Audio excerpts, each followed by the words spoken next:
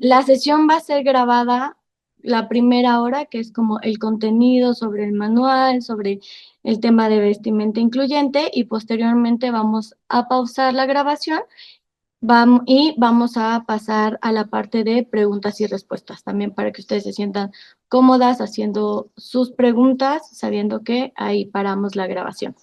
Si tienen alguna duda, algún comentario, tenemos el chat activo. Ahí pueden poner dudas, comentarios o lo que vaya surgiendo. Y tenemos también activo, como ya les mencionaba, preguntas y respuestas.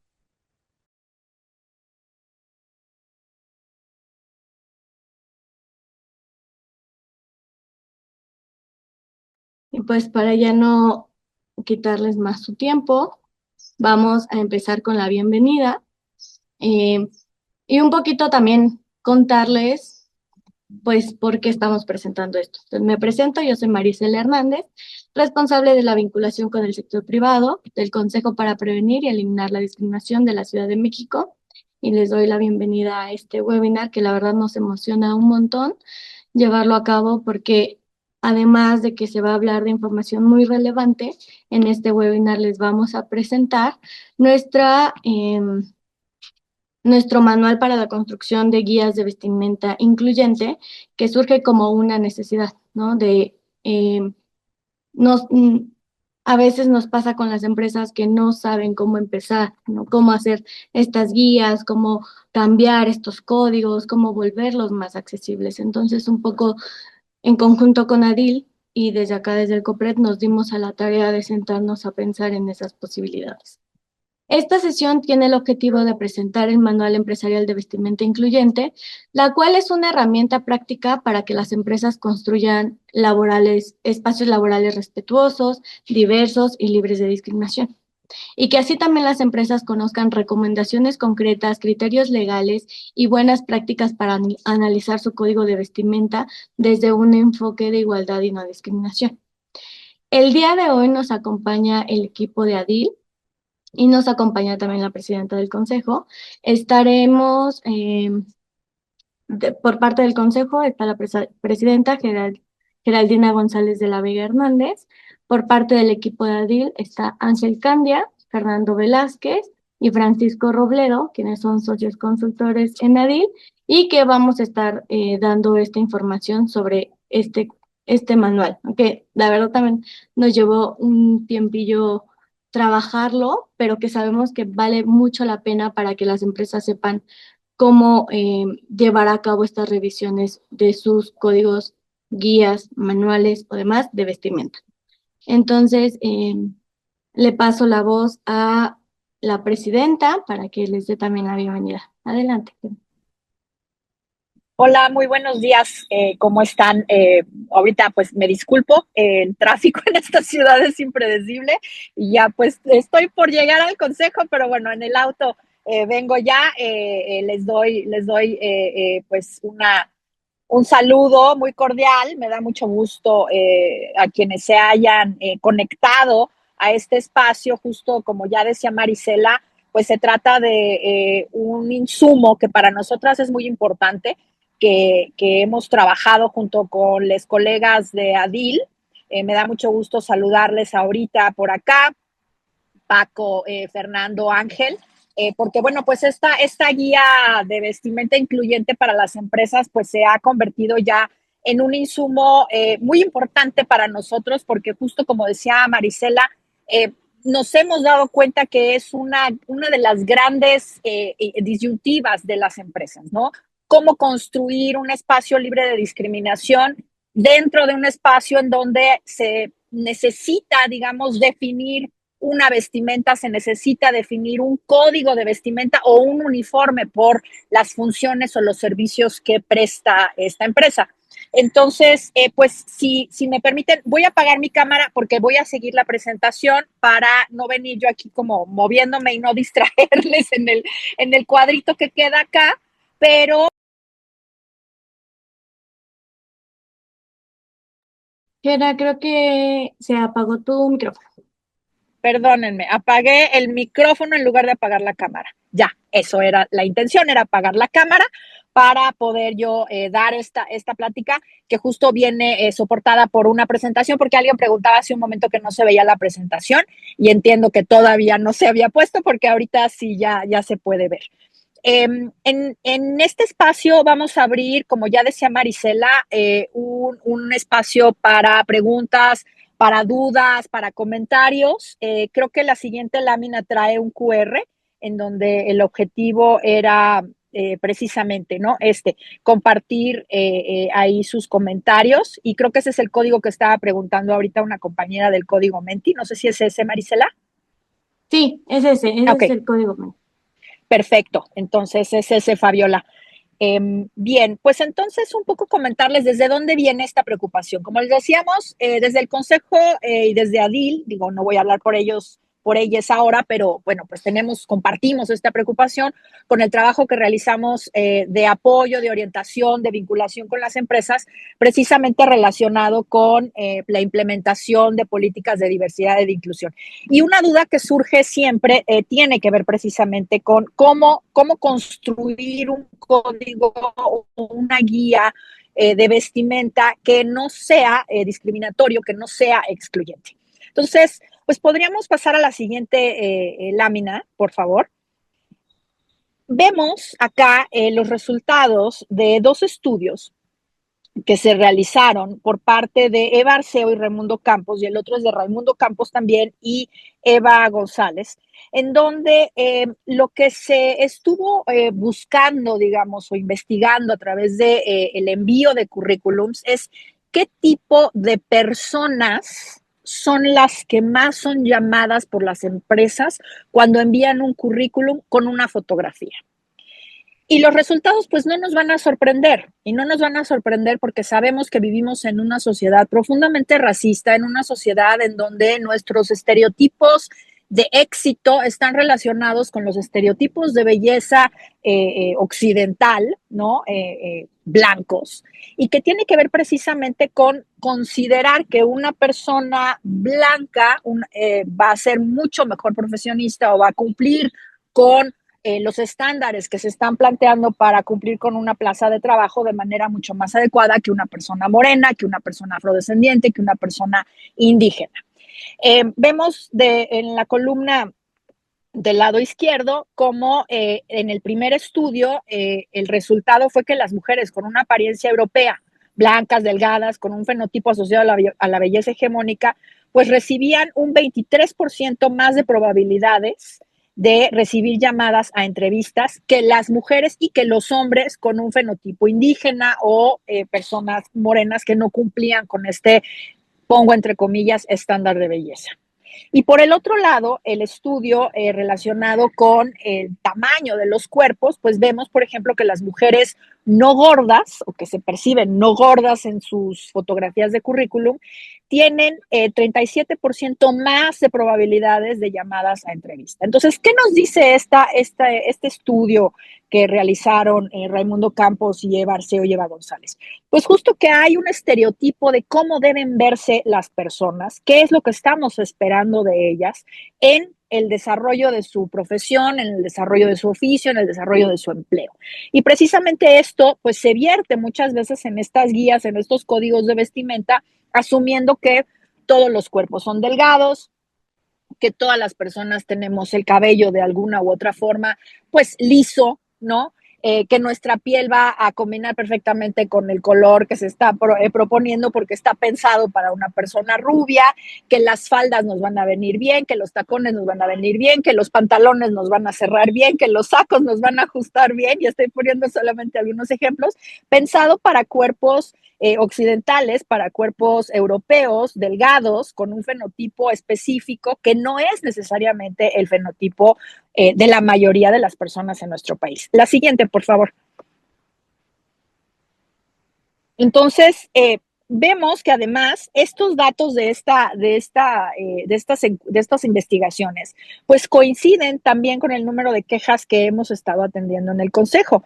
Vemos acá el último informe del área de quejas del Consejo, el de 2024, estamos por por hacer nuestro informe de 2025, pero los datos pues son muy similares en cuanto a el lugar de los motivos de la discriminación y vemos que apariencia física e identidad de género se ubican dentro de los primeros 10, de los primeros 8 lugares de los motivos que más se denuncian. Y decirles también que el 70% de las denuncias que recibimos en el Consejo pues están asociadas a discriminación en el ámbito laboral, es decir, más de la mitad de las denuncias que recibimos tienen que ver con discriminación en el empleo. Y la discriminación en el empleo pues tiene que ver con estos motivos que estamos viendo acá. Discapacidad, embarazo todavía en el 2026, y digo, estas son de 24, pero seguimos con esos datos, condición de salud y apariencia e identidad de género. Y la identidad de género tiene que ver también con el código de vestimenta precisamente porque se impone a través de la ropa, ¿no? O de la expectativa del arreglo de las personas, estereotipos o modelos relacionados con el género. El hecho de que las mujeres tengamos que traer una falda, que tengamos que traer el pelo recogido, que tengamos que venir maquilladas, por ejemplo. Hay algunos códigos que exigen este tipo de cosas, tacones, medias, ¿no? Ese tipo de cuestiones. Y a los hombres, pues la misma cuestión, ¿no? Estarles exigiendo el saco, pantalón, el cabello corto, en fin. Entonces, también mencionarles, la siguiente, por favor, que coincide de nueva cuenta con los datos de la última encuesta que levantamos sobre discriminación en el 2021. Este año estamos por levantar la edición de 2026, pero el dato de 2021 pues también nos indica que la discriminación por vestimenta se ubica en la percepción de las personas entrevistadas en el 7%, es decir, el 7% de las personas que nos respondieron la pregunta de por qué consideran que se discrimina más a las personas, coincidieron en que la vestimenta es una de las razones primordiales por las que esto sucede, dentro de los primeros motivos. Entonces, vemos que coinciden la experiencia que tenemos de COPRED y de ADIL, los datos de las denuncias y de las quejas que estamos recibiendo y los datos que estamos obteniendo a partir de las encuestas. La siguiente, por favor.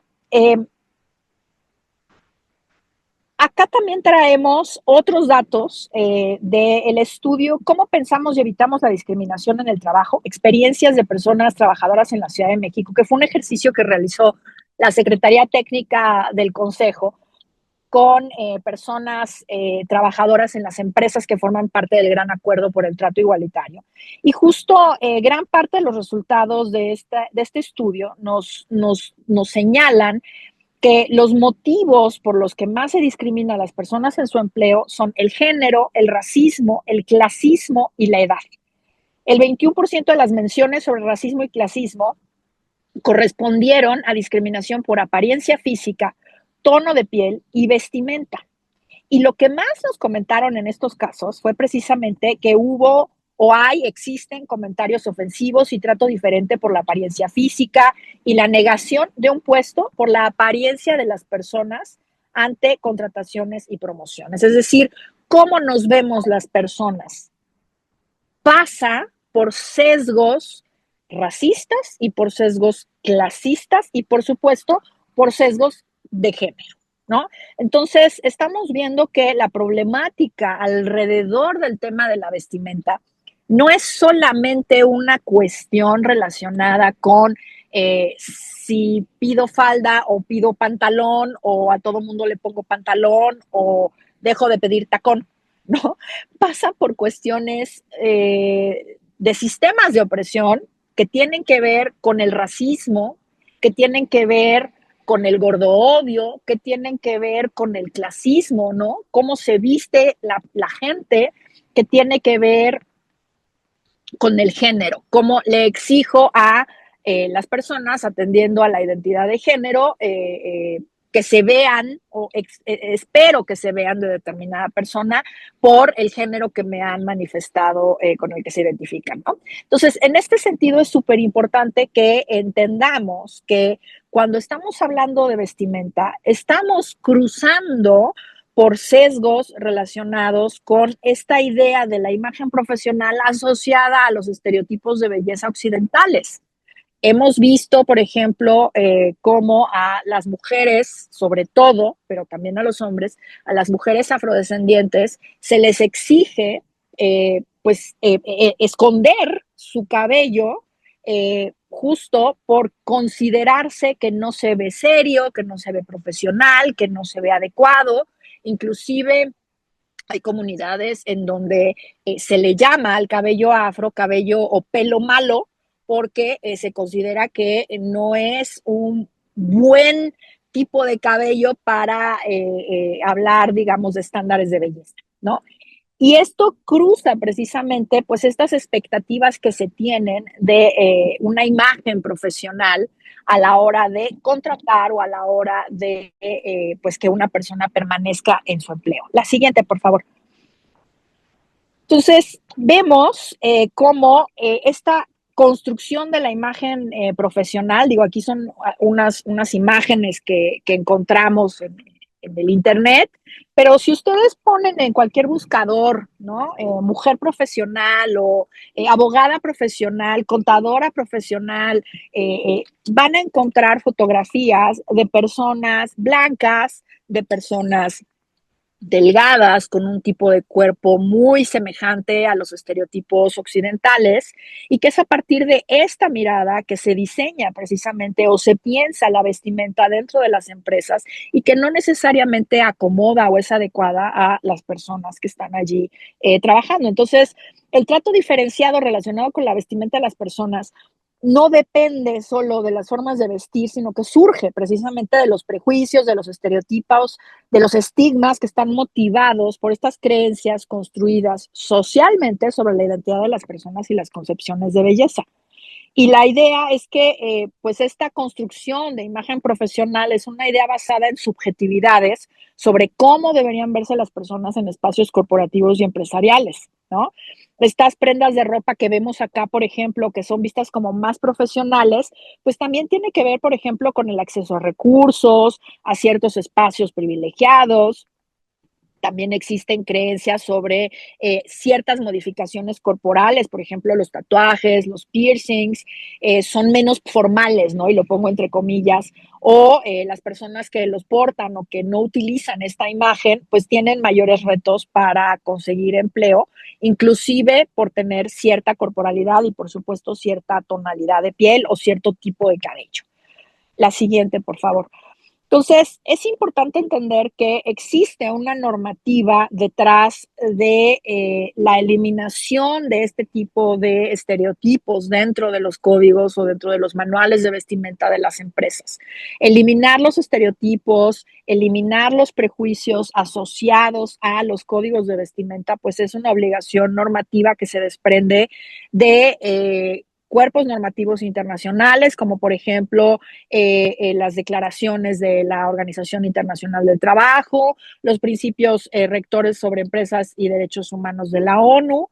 Y por supuesto, pues en el marco normativo nacional encontramos desde la Constitución Política de nuestro país el artículo primero que prohíbe la discriminación, el artículo cuarto que establece la igualdad entre hombres y mujeres y por supuesto, pues la Ley Federal del Trabajo, el desarrollo que ha tenido nuestra Suprema Corte de Justicia del derecho al libre desarrollo de la personalidad.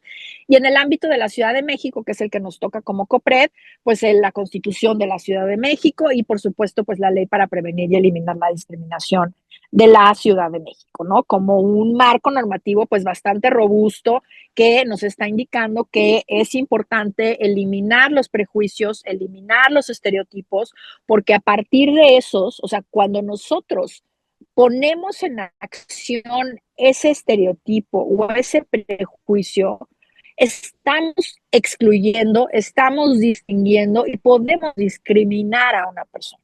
Cuando hablamos de discriminación, estamos hablando de un trato diferenciado con motivo de la identidad de las personas. Entonces, si yo establezco un código de vestimenta que establece, digamos, patrones o líneas de vestimenta o de arreglo personal asociados al género, asociados a una expectativa de cuerpo. Por ejemplo, hay empresas que les insisten a sus empleados que bajen de peso por mencionar una expectativa de cuerpo que no es adecuada, ¿no? Una cuestión que no está relacionada directamente con la salud de las personas, sino con el estereotipo de que una persona que no es delgada seguramente está enferma, ¿no? Entonces, se asocia muchas veces estas solicitudes, ¿no? Y las pongo entre comillas de salud a los seguros de gastos médicos, etcétera, pero en realidad lo que estamos haciendo es avanzar un prejuicio respecto de la apariencia de las personas. Y esto es un trato diferenciado que está relacionado con la identidad, en este caso con el cuerpo de las personas. La siguiente, por favor. Entonces, en el nivel de normas oficiales también encontramos pues importantes fundamentos de obligatoriedad legal, como la norma oficial mexicana 035, que seguramente conocen, sobre factores de riesgo psicosocial en el trabajo, la NMX 025, que es la norma no oficial, pero es la norma mexicana sobre igualdad laboral y no discriminación, que impulsan la Secretaría del Trabajo y Previsión Social y CONAPRED, la norma oficial 017 que habla sobre el equipo de protección personal, la norma oficial sobre calzado de protección y la norma oficial sobre prácticas de higiene para el proceso de alimentos. Todas estas normas oficiales pues establecen cuáles van a ser los lineamientos, cuáles van a ser los estándares precisamente para la vestimenta del personal dentro de una empresa. Y evidentemente habrá casos en donde esté plenamente justificado, y de eso vamos a hablar ahorita en las siguientes láminas, plenamente justificado cierto tipo de vestimenta, sobre todo en aquellas empresas, en aquellas industrias, ¿no? En donde las personas que realizan un determinado trabajo, pues necesitan tener un equipo de protección para poder cuidarse, digamos, de no tener o para poder evitar los riesgos de tener un accidente, ¿no? Por ejemplo, el tema del calzado, el equipo de protección, las prácticas de higiene en las empresas de producción de alimentos, bebidas o suplementos, por ejemplo, pues traer una gorrita, guantes, batas, en fin, todo ese tipo de cosas, pues están perfectamente justificados. El problema es que yo establezca en un código de vestimenta que las mujeres tienen que venir de falda media y tacón, nada más porque me parece que las mujeres así se deben vestir, porque así las mujeres se ven mejor, ¿no? Eso es un criterio absolutamente subjetivo.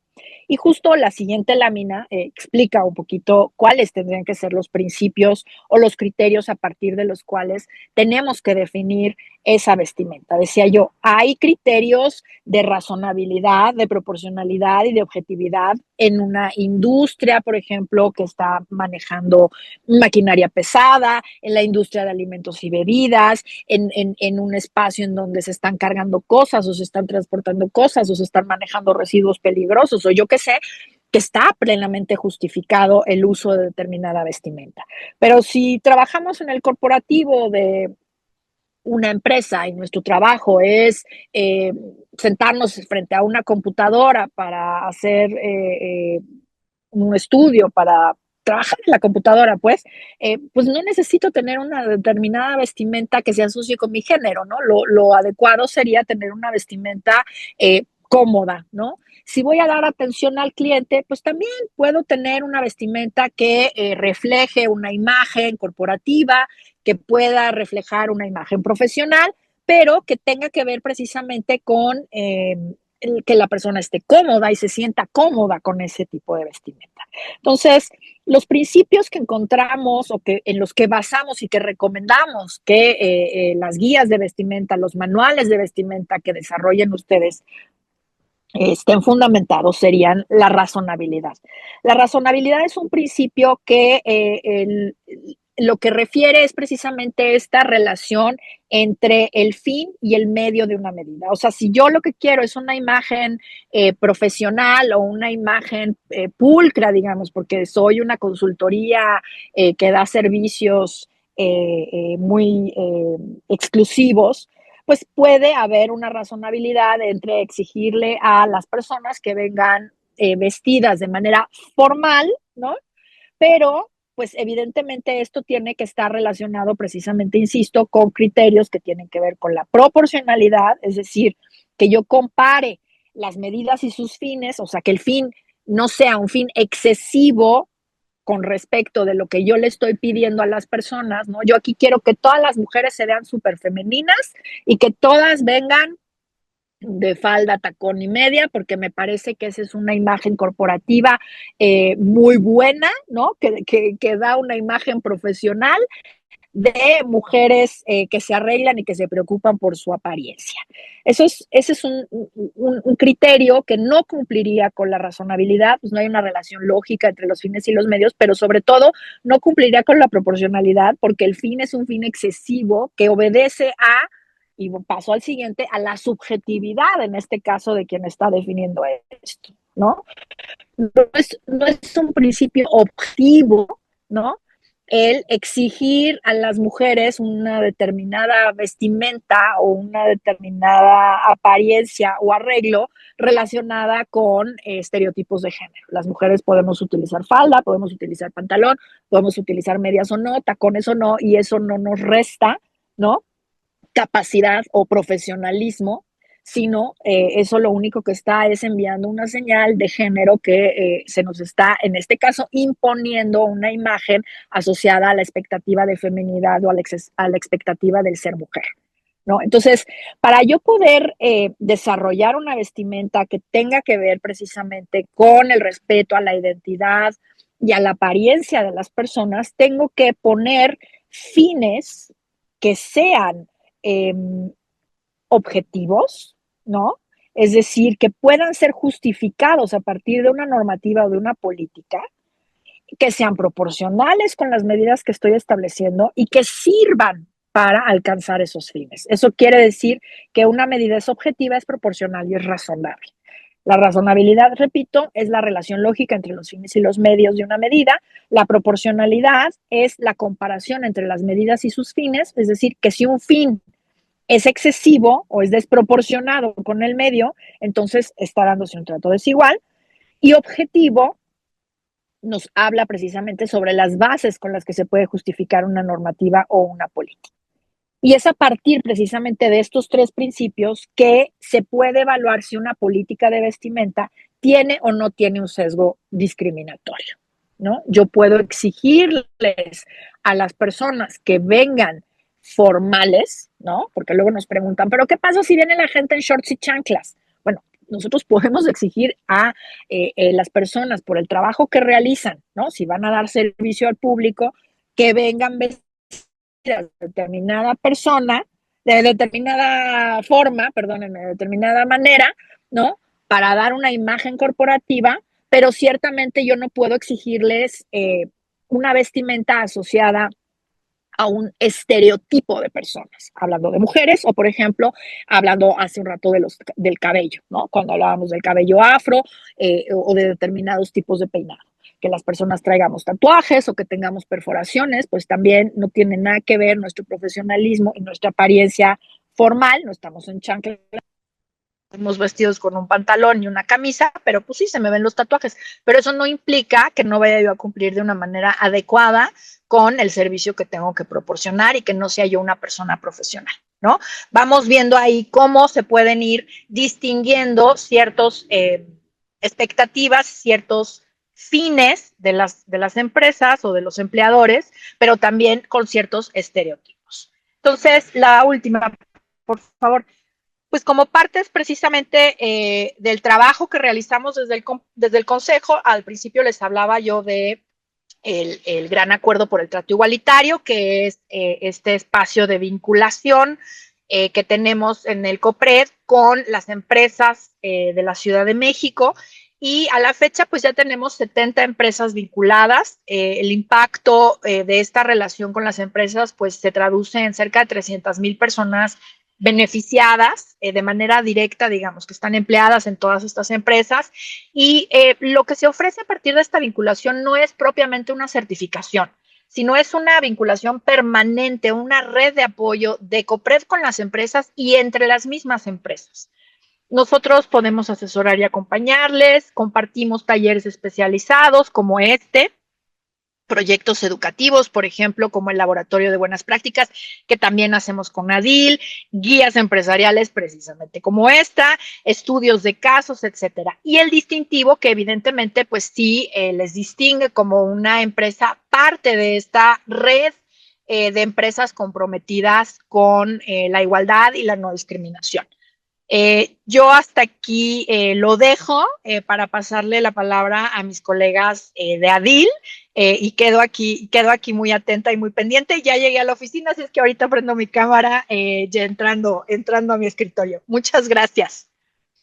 Muchas gracias, Gera. Antes de pasar a la parte del equipo de Adil, vamos a pasar al Menti, que les estuvimos compartiendo en el chat, también el link y también el código para que puedan acceder, con la pregunta: ¿a qué retos te has enfrentado en tu empresa respecto a la vestimenta? En algunos otros momentos de esta conversación, vamos a estar poniendo de nuevo el Menti para ir teniendo estas preguntas detonadoras y que ustedes también nos vayan respondiendo. Respecto a los retos a los que se han enfrentado, Mi tenemos, lonchera, mi pesa. Gera, creo que tienes tu micrófono.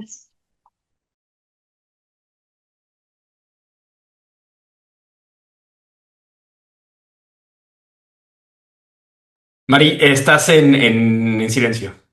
Perdóname, ahí está. Gracias. Tenemos ningún reto, tenemos resistencias, retos económicos, sesgos, las nuevas generaciones, ¿ok? Vestimenta informal, prejuicios y estigmas, rebeldía, masculinidad, ignorancia, comodidad, subjetividad, agregar criterios inclusivos, cómo elaborar un código de vestimenta, el uniforme, definir los criterios de uso, la formalidad, la crítica de compañeros y compañeras, la discriminación, el largo de la falda, que sea muy informal, no saber comunicarlo, lo cómodo no es formal. eh, y bueno, les agradecemos mucho que sigan respondiendo estas. Estas respuestas que ustedes nos dan, pues también nos permiten mapear cómo estamos, ¿no? Respecto al tema de la vestimenta. Tenemos algunas preguntas en preguntas y respuestas. ¿Qué les parece si las dejamos para la media hora final para que la puedan platicar tanto Jera como Fer, Paco y Ángel? Y entonces, ahora les pasamos la voz a Ángel, que va a hablar justo de estas problemáticas discriminatorias, ¿no? Que ustedes ya nos dejaron en el Menti algunas, pero acá se van a vaciar aquellas que se han identificado desde el trabajo de Adil y del Consejo. Adelante, Ángel. Gracias, Marilyn. Hola a todas, todos, todes. Bueno, yo soy Ángel Candia, soy socio de Adil. Me toca contarles un poquito la parte de las problemáticas que identificamos, un poquito lo que veíamos en el Menti. Ya Gera les contaba un poquito sobre los datos específicos que nos dicen qué grupos poblacionales están específicamente en situación de vulnerabilidad frente a estos temas y otros. Pero también desde Adil hemos rescatado a través del acompañamiento que hemos dado a muchísimas empresas, quizás más de 400 empresas, a lo largo de estos 10 años que llevamos trabajando, pues hemos descubierto un montón de áreas de oportunidad, un montón de problemáticas, un montón de retos a los que se enfrentan las empresas. Me llamó la atención mucho ahorita ver en el Mentí que muchas personas por ahí decían ninguno, ninguno, y eso a veces es incluso sintomático, ¿no? Quizás a lo mejor no nos estamos dando cuenta de los retos, a lo mejor no te ha tocado alguna población específica que venga a retar un poquito el status quo. Entonces, lo importante de esto y lo que a mí me gusta mucho del trabajo que hemos venido haciendo con Copred, de la mano con Copred, es que les estamos tratando de poner sobre la mesa escenarios que les ayuden a contemplar, porque en algún momento les va a tocar tomar decisiones y cuando las decisiones nos tocan tomarlas sin procesos claros, sin nada, sin tener algo por escrito, las cosas no salen muy bien. Entonces, la invitación es a que cuenten con este manual, que les ayude a elaborar sus propias guías.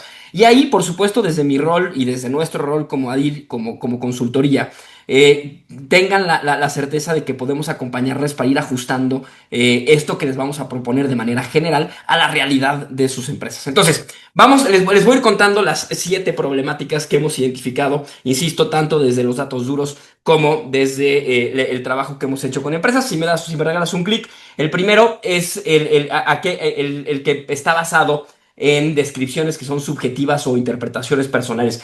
¿Qué tiene que ver con esto? Por ejemplo, en muchísimos manuales nos encontramos de pronto el criterio es tan vago como esto.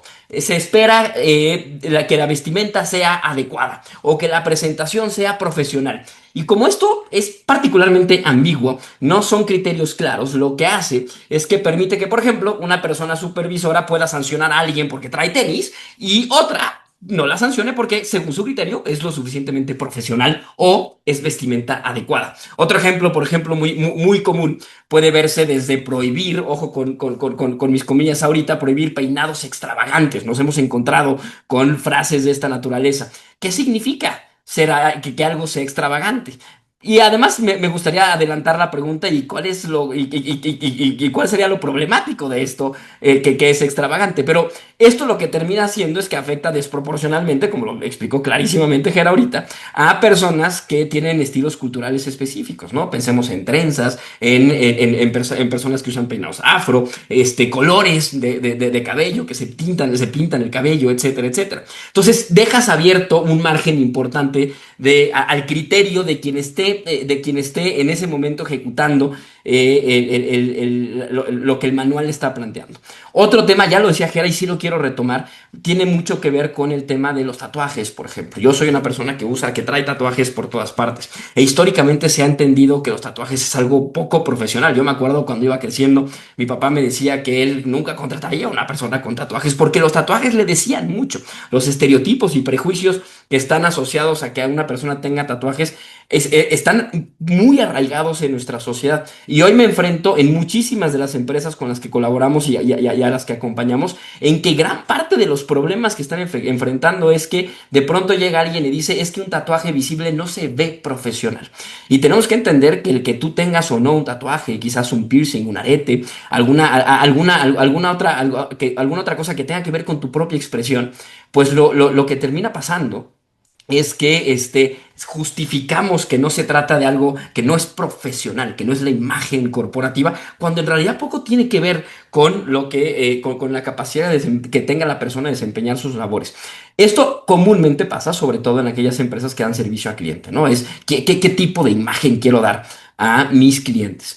El segundo, que ya lo ves ahí, si refuerza algún tipo de estereotipo de género binario, específicamente pues masculino, femenino, pues imagínense un código que establezca que las mujeres deben de usar falda o vestido y que por lo tanto los hombres saco y traje y corbata. Lo cual, de entrada, rápido, no solo impacta en la expresión de género de estas personas, tanto mujeres como hombres, porque habrá mujeres que se expresen de manera más masculina y hombres que se expresen de manera más femenina, pero específicamente a personas que se vivan desde una identidad no binaria, ¿no? Y entonces aquí hay clarísimamente un área de oportunidad en la que las personas no binarias, pues de pronto justamente no caben en una de estas, en estas dos categorías tan cuadradas, tan cerradas. Nos hemos encontrado con manuales, por ejemplo, que incluso que tienen un tinte particularmente racista, por ejemplo, y que se juntan con la parte machista o sexista de que incluso a las mujeres se les obliga a maquillarse de cierta forma, a los hombres se les permite un poco más. Creo que se dejó de presentar por ahí la presentación, pero espero que me siga viendo y escuchando. E incluso de pronto se les dice a las mujeres que ciertos colores de maquillaje pueden usar según sus tonos de piel o colores de piel. Y esto, como te podrás imaginar, es particularmente problemático, ¿no? Ahorita, en lo que regresa la presentación, Mari, si me la ponen, el tercer criterio, es la prohibición de prendas que estén relacionadas con prácticas religiosas, ¿no? Y esto, aunque si bien México tiene una cultura predominantemente cristiana, pues lo cierto es que también convivimos con otras religiones. Entonces, criterios o especificaciones en estos manuales que prohíban a lo mejor el uso de turbantes, de equipás o cualquier cobertura en la cabeza, pues no considera algunos motivos religiosos, ¿no? Establecer políticas, por ejemplo, de, ojo con mis comillas, cabello visible y descubierto en todo momento, pues afecta directamente a personas que a lo mejor por alguna práctica religiosa requieran cubrir. El cuarto, la prohibición de prendas o accesorios que tengan que ver de carácter de identidad, un tema identitario indígena, étnico o cultural. Pues pensemos, por ejemplo, el uso de bordados tradicionales, textiles indígenas, vestimenta típica, bajo el argumento de que no se alinea con la imagen corporativa. También, por ejemplo, prohibir ciertos tipos de peinados tradicionales, como trenzas, porque se consideran otra vez dentro de la psique colectiva, y porque no lo hemos cuestionado antes, como poco profesionales, ¿no? Y esto, como te podrás imaginar, insisto, es particularmente problemático para poblaciones que históricamente han estado en situación de vulnerabilidad. El quinto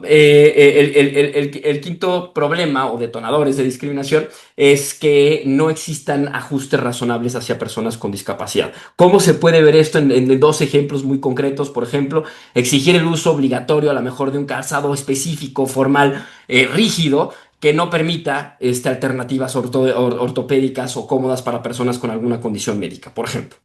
O imponer uniformes con cierres complicados o telas un poco incómodas, sin considerar que se necesitan algunas adaptaciones para personas que tengan algún tipo de movilidad reducida, por ejemplo, ¿no? O incluso hipersensibilidad sensorial, etcétera. Ojo, es quizás mucho de lo que te estoy diciendo ahorita, de pronto te es nuevo, pero son realidades que tenemos que voltear a ver, porque las personas con estas realidades están ahí en tu empresa o van a llegar un día a tu empresa. La sexta, se impone algún tipo de gasto económico, sin que este venga acompañado con un apoyo específico. Entonces, solicitar la compra de un uniforme, ya sea una marca, un corte, un proveedor específico, sin que haya un subsidio, por lo menos un reembolso por parte de la empresa, o exigir vestimentas formales completas, trajes, zapatos específicos, accesorios, etcétera, etcétera, sin que considere el impacto económico que pueda tener en las personas con menor capacidad adquisitiva. Y finalmente, el séptimo, las sanciones que estén basadas en juicios subjetivos de terceros. Y esto es particularmente interesante porque se llegan a aplicar sanciones porque a un cliente le pareció que no era adecuada la apariencia, ¿no? Es decir, el juicio que proviene de un tercero que nada tiene que ver con la organización, pero pesa tanto que tiene poder, o tiene poder en lo que pase dentro de la propia organización. O, por ejemplo, permitir de pronto que el líderes, supervisores, supervisoras puedan sancionar la imagen porque está poco alineada, porque no hay lineamientos claros, y esto finalmente, insisto, lo que genera, ahorita van a ver mucho más claro con Fer y con Paco, porque esto genera problemas ante la ausencia de los criterios que nos decía Gera hace unos momentos. Déjenme cerrar con esto de manera ya muy breve. Aquí el punto de partida sí es reconocer que esto no es un cambio sencillo, quizás no has identificado todavía problemas importantes o retos importantes, pero lo cierto es que las políticas de vestimenta están profundamente arraigadas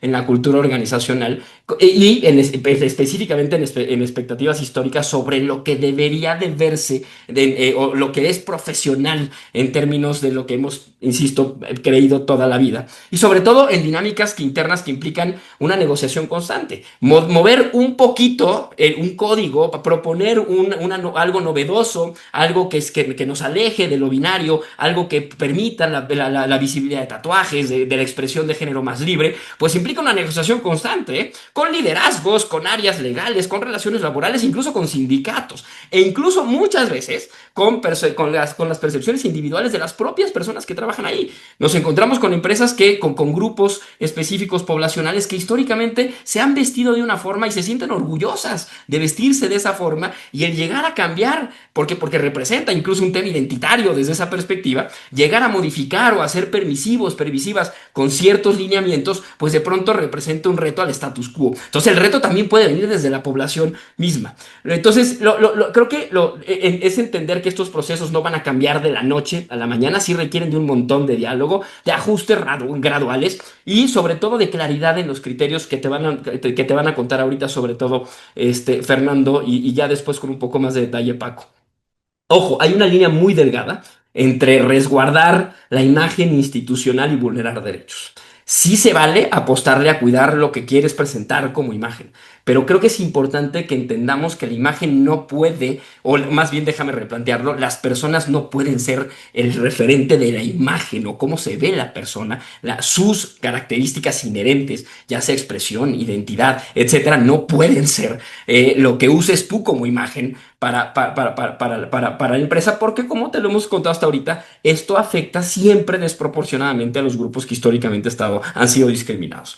Entonces, finalmente, ahora sí, desde mi rol como consultor, como Adil, ofrecerte la posibilidad que te acerques a nosotras, a nosotros, porque en efecto estos lineamientos que hoy, este manual que te estamos presentando, trae criterios generales, trae visiones generales, pero es muy importante que te sientes a conversar para ver cuál es la realidad de tu empresa, cómo lo puedes aterrizar y cómo puedes empezar a ver cómo a lo mejor y aquí estoy hablando como mi rol de consultor, pero cómo puedes empezar a ganar ciertos caminos o ciertos, tener ciertas ganancias prontas, aunque la batalla o el camino a recorrer sea muy largo. Esto no pasa, insisto, de la noche a la mañana, pues es un cambio complejo, pero ojo, es necesario. Puede parecer algo que no lo es tanto, pero te prometo que lo es. Importa un montón que le pongas atención a esto.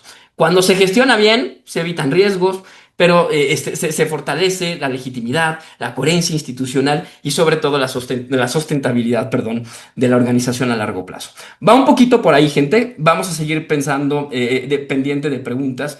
Y le paso la batuta a Fer porque te va a ayudar a tener criterios muy específicos para ver, para alinearse con lo que te contaba Jera. Entonces, Fer, te paso el micrófono. Muchas gracias, Ángel. Muchas gracias. Buen día a todos, todas, todes que estén conectados en esta ocasión. Estamos súper contentos pues de este lanzamiento en el cual invertimos mucho tiempo, muchas horas, pero mucho corazón, ¿no? Para poder una herramienta más que les ayude a ustedes y a todas las empresas en ser cada vez más incluyentes. Bueno, lo que vamos a ver el día de ahora, justo, ¿no? Es tratar de definirlo a través de las categorías. Ya vimos este racional detrás, como nos explicaba Gera, además de estos datos de discriminación y de realidades, ¿no? Ya vimos también este recorrido que Ángel nos pone. Y bueno, pues vamos a ver, ¿no? Qué categorías, ¿no? Pueden ser y qué tipo de vestimenta es la que se utiliza en las empresas o en tu empresa. Hablemos y dividámoslas en dos grandes grupos. Una, hablemos de uniformes, ¿no? Como lo dice la palabra, la uniformidad, en donde se busca una estandarización de vestimenta, pero ligada con un proceso y ligada con estos criterios de razonabilidad y de objetividad, como nos lo mencionaba Gera, ¿no? Cuando hablamos de vestimentas vinculadas con la operación, ¿no? Que estas pueden ser algunas prendas sueltas o auxiliares para que no dañar la ropa personal, pero también sumado a eso, no solamente para no dañarnos nuestra ropa personal, sino para asegurar nuestra operación en el trabajo. ¿Y esto cómo lo podríamos ver? Textiles que sean mucho más duraderos, textiles que sean más resistentes, botas o zapatos que tengan esa resistencia que permitan, ¿no? La operación, el uso de algunos accesorios que también nos protejan, que no salvaguarden la operación, sino que protejan a cualquier persona que los utilice. Cuando hablamos de salud, ¿no? Pues nos ayudará a cumplir con normas y ya se ponían ahora en los chats de cómo poder construir o utilizar una vestimenta pero sin romper o de punto de partida sobre las normas existentes. Y estas hay normas vinculadas con cada uno de los sectores y pueden ser de farmacéuticas, pueden ser de laboratorios, pueden ser servicios médicos y entre otras, y algunas pueden ser combinadas. En tu empresa, en tu industria, seguramente tú conoces más y sabrás a qué norma tiene que aplicarse de una manera regulatoria. La salud es vital, ¿no? La implementación del código de vestimenta y de la vestimenta vinculada con estas normas. Siguiendo con esto, en este principio mismo normativo, cuando hablamos de higiene, ¿no? Se pueden utilizar vestimentas para el manejo de alimentos, de bebidas, de medicamentos en laboratorios farmacéuticos, cuando no solamente es para proteger el producto o proteger el servicio, sino que además el cuidado del higiene. Y esto pues lo identificamos fácilmente, ¿no? Cuando estas vestimentas que nosotros identificamos que utilizan, como decía Jera, cofias, cubrebocas, cuando se utilizan en ciertas indumentarias que protejan como parte de esta vestimenta, que protejan y vayan vinculados con la higiene. Sin ser menos importante también es cuando hablamos de la seguridad. La seguridad no serán accesorios y vestimentas que nos ayuden a garantizar pues, la integridad física de las personas para realizar su trabajo.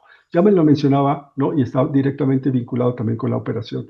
Lo mencionaba anteriormente que esto además va a ayudar a proteger, ¿no?, a la persona o al proceso en el cual se esté llevando al cabo vinculado con esta misma operación.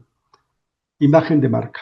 Este puede confundirse fácilmente, ¿no? Y muchas veces, y muchas de las preguntas que hemos recibido por empresas en las cuales hemos venido acompañándoles durante este tiempo, es cómo puedo vestir de una manera uniforme, pero que sin que rompa mi imagen de marca o haya una identificación visual, ¿no?, de la función que se está llevando al cabo y que la gente, ¿no?, el cliente, la clienta pueda identificar a la persona prestadora del servicio. Y esto, si nos vamos a la industria turística, si nos vamos a las líneas aéreas, si nos vamos a la hotelería, si nos vamos en cualquiera de estas empresas en donde el servicio se dé de mostrador, inclusive en las cadenas de supermercados, en las cadenas departamentales o tiendas departamentales, e inclusive también en los espacios hospitalarios de servicios, en donde cómo identificamos al prestador del servicio, pero cómo además identificamos no la marca o la misma categoría de la persona que nos está brindando el servicio. Ejemplo, entramos a una industria hotelera y fácilmente por la vestimenta vamos a identificar que es alguien que trabaja en un mostrador o es alguien que trabaja limpiando o habilitando las habitaciones o es alguien que parte de alimentos y bebidas de bar o de restaurantes y en cocina. Entonces, esto también puede estar vinculado con la uniformidad y puede ser cuidado y esto nos va a categorizar el tipo de vestimenta que se pueda utilizar en una o en otra empresa.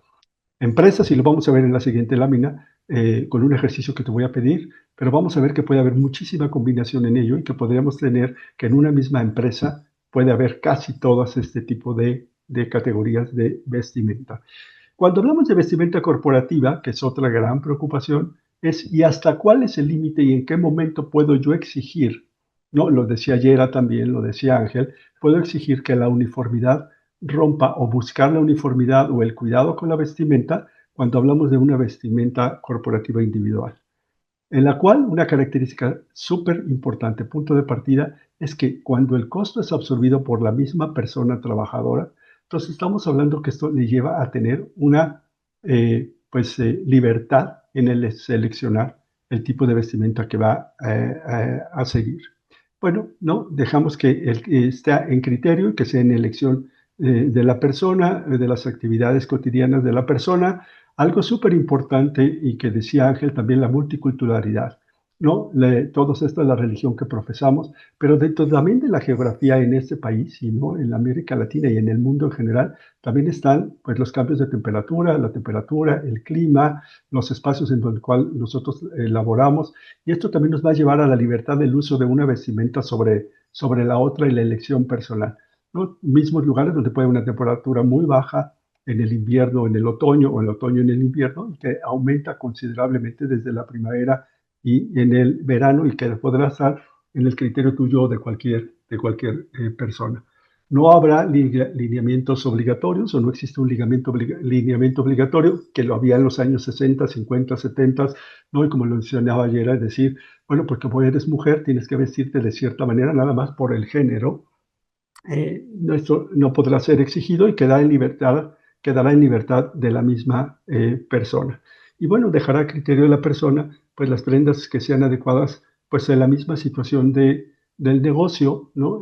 Yo tengo un trabajo que es interior, que no veo a público, que no veo a la gente, pues esto me dará mucha más libertad y comodidad del tipo de vestimenta que yo vaya a utilizar cuando además no hay una razón detrás para establecer o para que haya sido establecido.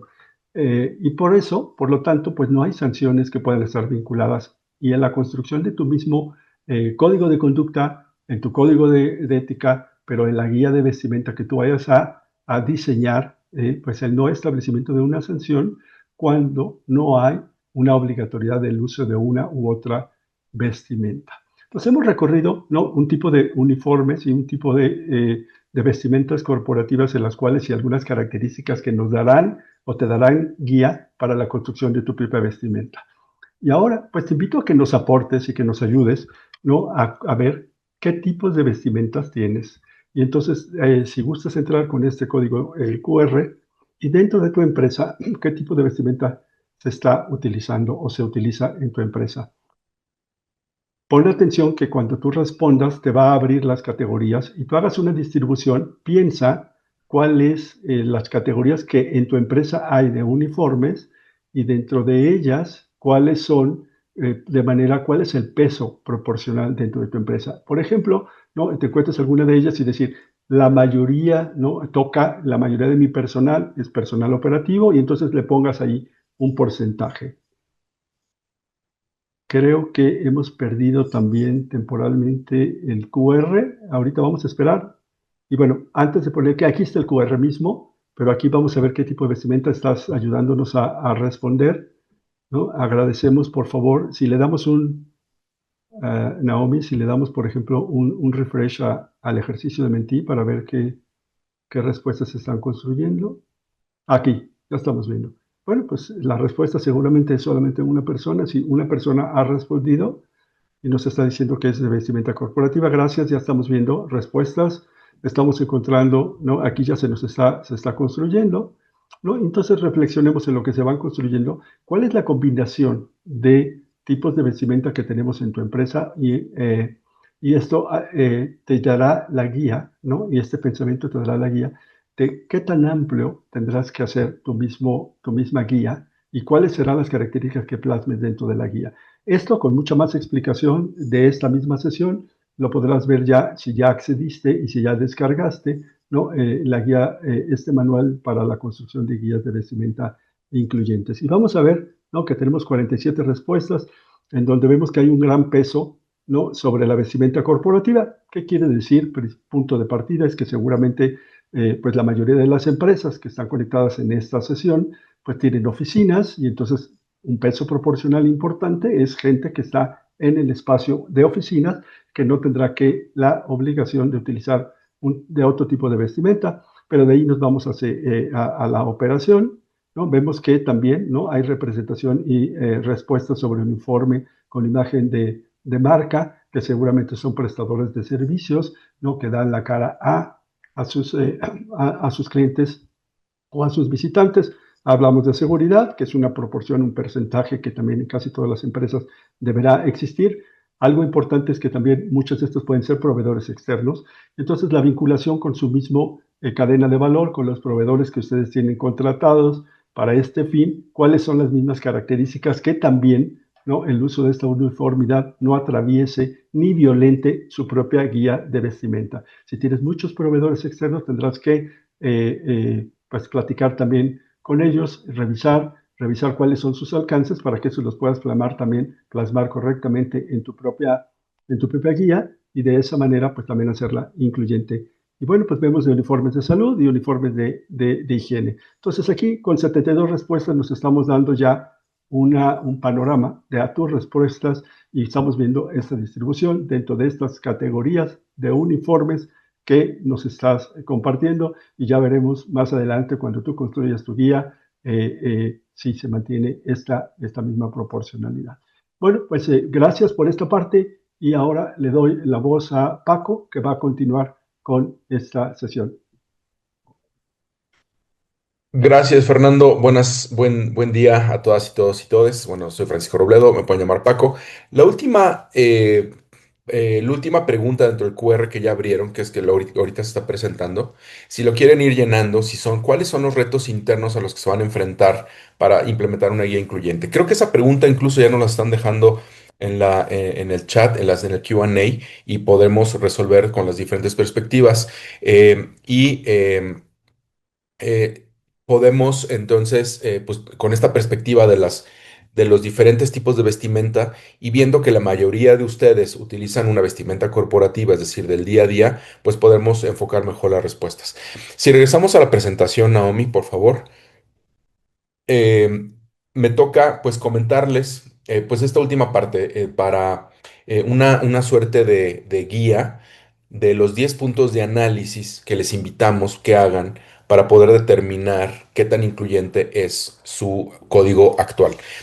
Muchísima más información la encuentran en el documento, por favor les invito a descargarlo, consultarlo, pero por ahora ir pensando en cómo lo resolvemos. Es una ruta de trabajo, es una guía para ir mejorando punto a punto la guía existente y dependiendo de lo que respondas de cada uno de estos 10 puntos, podremos determinar cuáles son los baby steps, cuáles son los primeros ajustes que puedo hacer para que, como por ejemplo acá nos preguntaban, queda una pregunta abierta, de que estamos rompiendo los paradigmas existentes que se han prevalecido durante los años y estamos haciendo un cambio de paradigma. Entonces estos 10 puntos nos pueden servir de ruta para ver cómo ir cambiando uno a uno. El primero es, aplica el código solo para una población, porque muchas veces cuando escribimos los códigos, quien los haya escrito, tuvo una población en mente a través de una problemática o pensar qué es lo que no quiero. Y entonces muchas veces los códigos hemos encontrado que tienen eso, como que se refieren a una población para controlar la forma de vestimenta de cierta población. Entonces, esta pregunta te invito a que la hagas, ¿no? ¿El código aplica para cualquier persona o solo una población? Permite que la persona elija libremente la ropa, calzado y accesorios para su día de trabajo, ya sea higiene, seguridad, cualquiera de los temas que tienen que ver con la uniformidad, pero dentro de esta uniformidad es libre de poder, por ejemplo, el número 3, el 4 y el 5, si me los despliegas de una vez todos, podemos accesorizar o personalizar o en qué medida me permites que haya un ajuste razonable en la vestimenta acorde a mi identidad de género, a mi identidad cultural o a mis creencias y prácticas religiosas. Entonces, una cosa es cómo esperas que prendas utilice yo, con qué perspectiva, pero además es esta libertad de a través de, quizás a veces son pequeños ajustes accesorios, el que yo pueda entonces tener la libertad con estas tres perspectivas: identidad de género, cultural, creencias o prácticas religiosas. La que sigue, por favor. Y si quieres desplegarla por completo, ándale, justo. Permite que la persona se siente más cómoda al ser al sí mismo en el espacio laboral o estamos pidiendo a la persona que utilice ropa que llega a ser hasta incómoda y a veces, sin los principios que ya nos habló Gera antes, no es razonable, no es proporcional, no es objetivo. Entonces, ¿por qué esperar que vistamos a veces de ciertas maneras que ni siquiera me permiten una comodidad de trabajo? Y esto pues podría ser también en atención a las diferentes neurodivergencias que podamos observar en el ambiente laboral, que a veces la vestimenta puede ser hasta restrictiva. ¿Es una guía, orientación o me estás imponiendo el uso de de ciertas vestimentas? Ok, dependiendo de si es higiene, seguridad y este tipo de códigos, o si es o es uniformidad para atención a clientes, o es algo que lo que yo pueda elegir libremente. Entonces, obvio con la imposición. También, ojo, si estamos respondiendo a personas terceras, de que si esta guía es en razón porque estoy proveyendo el servicio a un cliente in situ o porque estoy yo alineándome a los lineamientos de un tercero. Entonces, ojo cómo pasar del código vestimenta propio al de un tercero y tratar de hacerlo lo más incluyente posible. Es un proceso, les digo, es ir haciendo pequeños ajustes. Y sobre todo los últimos dos, como mencionó Gera, ¿qué ajustes podemos realizar de acuerdo a la corporalidad? Uno, por la creciente gordofobia que existe en el país, y otro por algunos ajustes de discapacidad. Tristemente nos hemos encontrado que, pues, luego las personas de cuerpos diversos o con alguna discapacidad, muchas veces motriz o la configuración corporal, han tenido que dejar un trabajo porque no les permiten usar la ropa acorde a su corporalidad. Y entonces viene este prejuicio subjetivo del no te ves bien y estas otras problemáticas que habló brevemente Ángel, que están mucho más desarrolladas en la guía y la pueden consultar. Entonces, la siguiente lámina, por favor. es un proceso de mejora continua. Entonces, y ya para empezar a abrir el micrófono a preguntas y respuestas como por ahí hay dos comentarios que están por ahí pendientes, es cómo hacer esta transición paulatina. Uno, ponerlo por escrito. Hoy día, de acuerdo al marco legal que nos planteó Gera, y ahorita Gera nos puede dar más detalles, es recordar que tenemos la obligación de la no discriminación por formas de vestir, por identidad de género. Hay empresas que ya lo ponen como expresión de género, es decir, cómo nos ven. Si ese compromiso lo tenemos por escrito, entonces tenemos que actuar en consecuencia en todas nosotras políticas y herramientas que tenemos para poder entonces permitir que las personas sean libres de ser sí mismas para realizar el trabajo para el que fueron contratadas.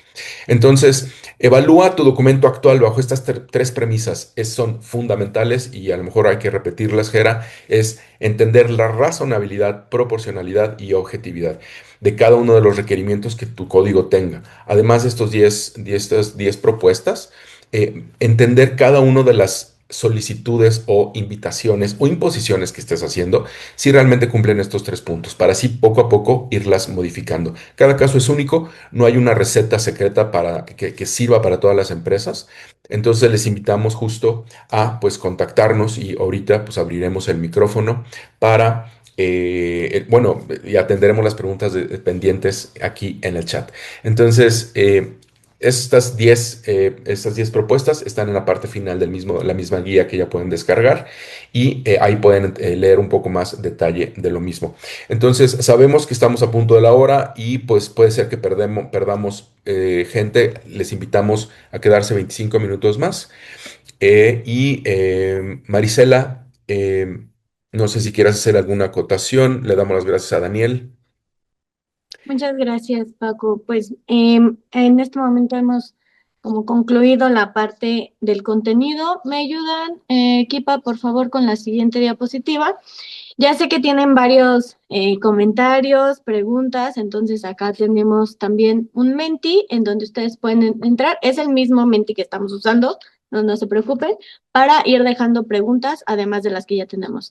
Agradecerle mucho a Daniel Díaz por su apoyo en la interpretación y en este momento, entonces, terminamos la interpretación y también, Equipa, les pido su apoyo para dejar de grabar la sesión.